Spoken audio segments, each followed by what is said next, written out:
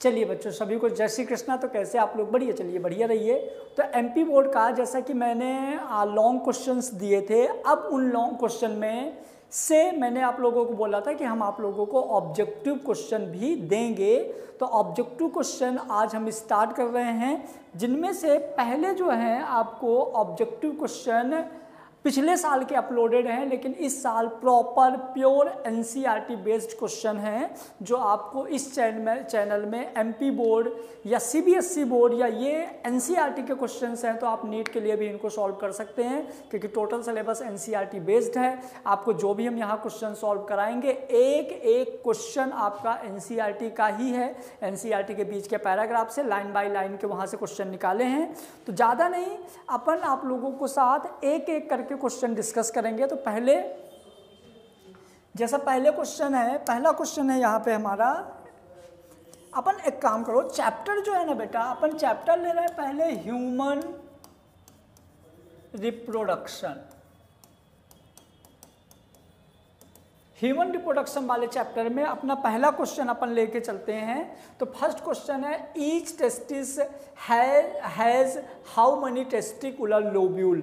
एक टेस्टिस में कितने टेस्टिकुलर लोब्यूल्स होते हैं? तो आंसर है अबाउट 100, अबाउट 150, अबाउट 250, इनफाइनाइट। तो एक टेस्टिस में जो टेस्टिकुलर लोब्यूल्स होते हैं ये होते हैं 200 से 250, और सेमनीफेरस ट्यूब्यूल्स जो होती हैं वो होती हैं 700 से 1000। तो इसका आंसर जाएगा 250। क्लियर? क्या जाएगा इसका आंसर? 250। यदि यहाँ से आपको सेमनीफेरस ट्यूब्यूल्स पूछता तो आंसर क्या जाता? 700 से 1000। क्लियर? उसके बाद दूसरा क्वेश्चन है, the male accessory gland include. कौन सी मेल की एसेसरी ग्लैंड्स हैं? तो prostate gland, bulbourethral gland, seminal vesicle, all of the above. तो प्रोस्टेट ग्लैंड भी होता है, बल्बोयूरेथ्रल ग्लैंड भी होती है, सेमाइनल वेसाइकल्स भी होती है। तो आंसर जाएगा ऑल ऑफ एबव। क्लियर? तो ये हो गए दो क्वेश्चन, दोनों क्वेश्चन एनसीईआरटी के हैं। उसके बाद यदि हम बात करें क्वेश्चन नंबर 3, ये सारा एनसीईआरटी का है। यदि आपको जैसे अभी मैं एमसीक्यू लेके आया हूँ, सेम ऐसी आपके लिए fill in the blank, match the column और वन वर्ड भी लेके आएंगे। क्लियर? तो यहाँ पे यदि हम बात करें, सबसे पहले in male penis covered by a loose fold of skin is called. Male penis जो होता है उसको जो स्किन कवर्ड करती है उस स्किन को हम क्या बोलते हैं? मेल पेनिस जो होता है उसके स्किन को जो कवर करती है उस स्किन का नाम क्या होता है? For skin, urethral meatus, external genitalia और फिम्ब्री। तो इसका आंसर जाएगा बेटा क्या? For skin. तो मेल पेनिस को जो कवर करता है उसका नाम होता है for skin. Clear? Question number 4 क्या है? The function of fimbriae. Fimbriae का क्या फंक्शंस होता है? क्लियर? फिम्ब्री मतलब समझ गए, किसका पार्ट होता है फिम्ब्री? चलिए कमेंट बॉक्स में कमेंट करके बताइए, फिम्ब्री फीमेल में फिम्ब्री किसका पार्ट होता है? बताइए कमेंट करके।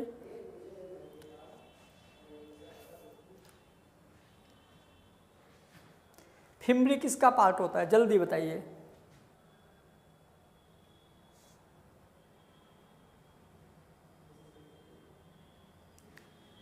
चलो तो देखते हैं फिम्ब्री क्या होता है। एक्चुअल में जो अपना एम्पुला, वो फैलोपियन ट्यूब होती है ना, फैलोपियन ट्यूब वाला पार्ट जो होता है ये होता है बेटा फिम्ब्री। क्लियर? तो क्या लिखा है?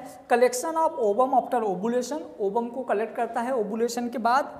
Maintain the shape of ovary, ovary के शेप को मेंटेन करता है। Provide the path of sperm during fertilisation, फिर नन ऑफ दीज। क्लियर? तो इसका जो मेन फंक्शंस होता है वो होता है क्या? Collection of ovum after ovulation, क्योंकि यहाँ ओवरी होती है, ओवुलेशन से जो एक बाहर निकलता है इसको ये कलेक्ट करता है। क्लियर हुआ? तो ये हो जाएगा अपना क्या? Function of fimbriae. उसके बाद क्वेश्चन नंबर 5 क्या है बेटा? Which statement is wrong. कौन सा स्टेटमेंट गलत है? क्लियर? तो बताइए इसका आंसर, कौन सा स्टेटमेंट गलत है? पढ़िए क्वेश्चन क्या लिखा हुआ है, पढ़िए क्वेश्चन पढ़िए क्या लिखा है। तो क्वेश्चन है, mammary lobe contain cluster called alveoli, uterus is also called बोम, the last part of oviduct is called ampulla. Stroma of ovary divide into two zone. Stroma of ovary divide into two zone. बताइए कौन सा इसमें से गलत है, कौन सा स्टेटमेंट गलत है, जल्दी बताइए, कमेंट बॉक्स में कमेंट करके बता दो कौन सा स्टेटमेंट इसका गलत है। Mammary lobe contain the cluster called alveoli सही है। यूट्रस इज कॉल्ड वोम सही है। फिर the last part of oviduct is called ampulla. No, ampulla का जो लास्ट पार्ट होता है वो होता है फिम्बरी। क्लियर? ओविडक्ट का जो लास्ट पार्ट होता है वो होता है फिम्बरी, एम्पुला नहीं होता। और जो स्ट्रोमा ऑफ ओवरी दो पार्ट में डिवाइड होता है, एक होता है कॉर्टेक्स, एक होता है मैट्रिक्स। क्लियर? चलिए, तो इसका आंसर जाएगा थर्ड है इसका आंसर। फिर क्या आ गया? Secretion of which hormone induce start spermatogenesis. कौन सा हार्मोन्स है जो कि स्पर्मेटोजेनेसिस को स्टार्ट करवाता है, जल्दी बताइए कौन सा हार्मोन है जो स्पर्मेटोजेनेसिस को स्टार्ट करवाता है? तो ये होता है बेटा GnRH। GnRH हार्मोन क्या होता है? हाइपोथैलेमस से रिलीज होता है, जो कि GnRH कहाँ जाता है? पिट्यूटरी ग्लैंड में। और पिट्यूटरी ग्लैंड के सर्टोली सेल से क्या निकलवाता है? टेस्टोस्टेरोन निकलवाता है, जो कि स्पर्मेटोजेनेसिस के लिए हेल्प करता है। और स्पर्मेटोजेनेसिस एक ऐसी प्रोसेस होती है जहाँ स्पर्म बनता है। क्लियर हुआ? Next, antrum is, what is the antrum? Antrum है क्या? तो आप याद करो, ओवुलेशन के टाइम पे जब ओवुलेशन के लिए एग प्रिपेयर्ड हो रहा होता है तो एग के चारों ओर जो फॉलिकुलर सेल थी, तो सिंगल एग सेल के अंदर बहुत सारा लिक्विड भर जा रहा था और वो सेल बड़ी होके एंट्रम बन रही थी। और 14 डेज जब LH सर्ज हुआ था तो फूड के और ओबम को बाहर निकाला था, सेकेंडरी ओसाइड को बाहर निकाला था, तो वो था हमारा क्या? एंट्रम। क्लियर? तो full fluid filled follicle cavity, यही तो सही लग रहा है, यही सही है। And inner thicken tendon no, the mature follicle no, fluid less follicle cavity. तो एंट्रम हमारा क्या होता है? Fluid filled follicle cavity. Clear हुआ? चलिए, बहुत बढ़िया। 8, ओवुलेशन इज, ओवुलेशन क्या होता है? क्या है ओवुलेशन? तो ये भी बहुत आसान क्वेश्चन है, सारे क्वेश्चन NCERT के हैं। क्लियर? तो क्या है ओवुलेशन? तो release of secondary oocyte from ovary, ovary से सेकेंडरी oocyte का रिलीज होना, release of primary oocyte of ovary, release of polar body, release of Graafian follicle. No, 100% जो हमारा सही है वो क्या जाएगा? रिलीज ऑफ सेकेंडरी oocyte, है ना। सेकेंडरी oocyte रिलीज होता है और जैसे फैलोपियन ट्यूब में पहुंचता है तो ओवम में कन्वर्ट हो जाता है। तो आंसर इसका होगा फर्स्ट। नया क्वेश्चन क्या है? फॉर नॉर्मल फर्टिलिटी, यदि हम नॉर्मल फर्टिलिटी की बात करें तो how many % of sperm must be have normal shape and size. तो यदि हम बात करें ह्यूमन बॉडी में जितना भी स्पर्म होता है, उन स्पर्म में से कितने % स्पर्म ऐसे होते हैं जिनका साइज और शेप नॉर्मल होता है? जो फंक्शनल स्पर्म होते हैं, तो आपके NCERT के डाटा के अकॉर्डिंग आंसर जाता है 60%। तो मेल बॉडी में जितने भी स्पर्म होते हैं उनमें से जो 60% स्पर्म होते हैं वो कैसे होते हैं? फर्टाइल होते हैं, जिनका साइज और शेप नॉर्मल होता है। ठीक है बेटा? चलिए, क्वेश्चन नंबर 9 हो गया। क्वेश्चन नंबर 10 क्या बोलता है? Question number 10, in which duration menstruation cycle both LH and FSH attain a peak level. Menstruation cycle के टाइम पे LH और FSH हार्मोन का सिक्रीशन मैक्सिमम या पीक लेवल पे कब होता है? Clear? Hello sir Rishabh, hello sir NEET की तैयारी चल रही है क्या? जी बेटा, बोर्ड NCERT वाला। फिर उसके बाद देखेंगे इन which duration menstruation cycle both, है ना। चलिए, तो अपन ये बोल रहे हैं कि मेंस्ट्रुएशन साइकिल के टाइम पे जो LH और FSH हार्मोन का सिक्रीशन होता है मैक्सिमम कब होता है? तो इन लास्ट वीक, जैसे मेंस्ट्रुएशन साइकिल 28 डेज का होता है, हम इसको डिवाइड कर सकते हैं 7 day 7 day 7 day 7 day 7 day 7 दिन में हम इसको डिवाइड कर सकते हैं। तो last 7 days no, middle of cycle मतलब साइकिल के बीच में, फिर initial day of cycle, fourth day of cycle no. तो LH और FSH का यदि पीक होगा तो वो होगा ओवुलेशन, और जो ओवुलेशन होता है वो होता है मिड ऑफ साइकिल। तो आंसर जाएगा middle of cycle. Clear? Cycle के मिडिल में। उसके बाद नेक्स्ट है which statement is not correct, कौन सा स्टेटमेंट करेक्ट नहीं है। ये क्वेश्चन को आप देखिए, मैं आपको 30 सेकंड का समय दे रहा हूँ, आप कमेंट बॉक्स में कमेंट करके पहले क्वेश्चन को यहीं पे रोक दो, फिर कमेंट बॉक्स में कमेंट करिए और बताइए आंसर कौन सा सही है जल्दी से। कौन सा स्टेटमेंट सही नहीं है और देखते हैं। In the absence of fertilisation the corpus luteum degenerate, very good, 100% सही है। यदि फर्टिलाइजेशन नहीं होता तो कार्पस ल्यूटियम डिजनरेट हो जाती है और कार्पस एल्बिकेंस में कन्वर्ट से हो जाती है, तो ये सही है, मतलब ये आंसर नहीं है, क्योंकि आपको ये बताना है कि कौन नॉट करेक्ट है। क्लियर। उसके बाद during pregnancy all events of menstrual cycle stop, pregnancy के दौरान मेंस्ट्रुअल साइकिल की सारे के सारे इवेंट्स रुक जाते हैं, ये भी 100% सही है। The secretion of LH and FSH decrease gradually during the follicular phase, no, follicular phase में इनका सिक्रीशन बढ़ता है, कम नहीं होता, मतलब ये स्टेटमेंट गलत है, मतलब यही आंसर होगा क्योंकि नॉट करेक्ट पूछा है। The menstrual flow result due to break down of endometrium line, very good, ये 100% सही है, मतलब आपका फर्स्ट सेकेंड फोर्थ स्टेटमेंट सही है और थर्ड स्टेटमेंट इनकरेक्ट है, इस वजह से आपका आंसर जाएगा थर्ड। क्लियर। तो इसका आंसर हो जाएगा क्वेश्चन नंबर 11 का आंसर हो जाएगा थर्ड। सारा का सारा NCERT बेस्ड ही है।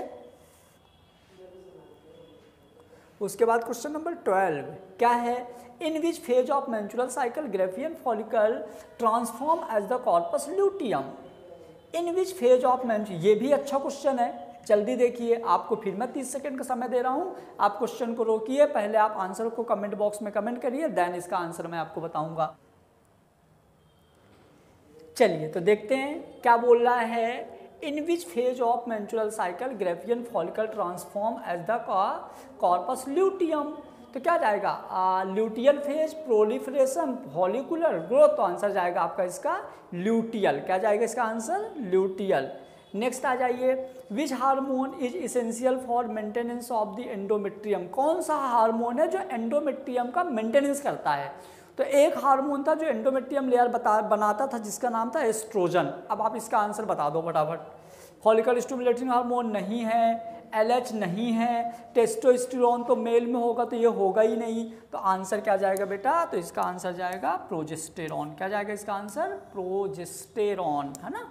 यहाँ पे आप एक काम करो, यदि आप क्वेश्चन नोट कर रहे हो तो progesterone maintenance of the endometrium, लेकिन जो एस्ट्रोजन होता है यहीं पे लिख दो आप, जो एस्ट्रोजन होता है वो एंडोमेट्रियम के न्यू लेयर के फॉर्मेशन में हेल्प करता है। क्लियर। तो ये आपको यहीं लिख देना है, ये वाला आंसर आप यहीं लिख दो। उसके बाद बात करें, which of the following is an indication of normal reproductive phase and extend between the menarche and menopause. Clear.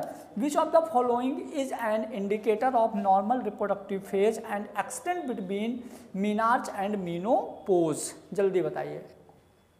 Oestrus cycle, ovulation, implantation, तो आंसर जाएगा मेंस्ट्रुअल साइकिल, जो मीनार्च और मीनोपोज के बीच में होगा क्या जाएगा मेंस्ट्रुअल साइकिल। फिर क्या है बेटा, fertilisation take place at, fertilisation कहाँ होगा, भयंकर आसान है, तो सर्विक्स में होगा नहीं, एम्पुला में होगा फर्टिलाइजेशन, इस्टमस में भी नहीं होगा, वेजाइना में भी नहीं होगा, तो आंसर क्या जाएगा बेटा इसका एम्पुला। तो फीमेल में फर्टिलाइजेशन कहाँ होता है, तो एम्पुला में एग और स्पर्म फ्यूज होते हैं, तो फर्टिलाइजेशन वहीं हो जाएगा। The embryo with 8 to 16 blastomere is called, इसको भी बताइए आप कमेंट बॉक्स में, इसको भी बताइए आप कमेंट बॉक्स में फटाफट।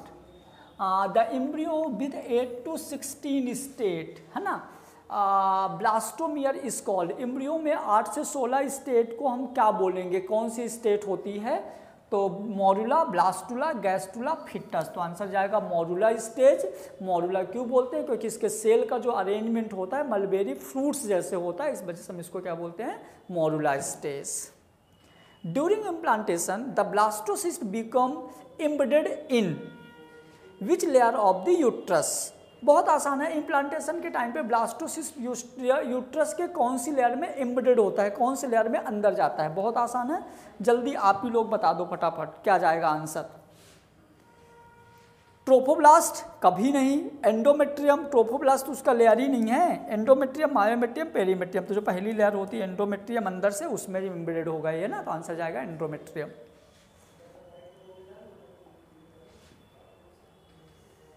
फिर क्या है, the mitotic division start as the zygote move through the oviduct called cleavage.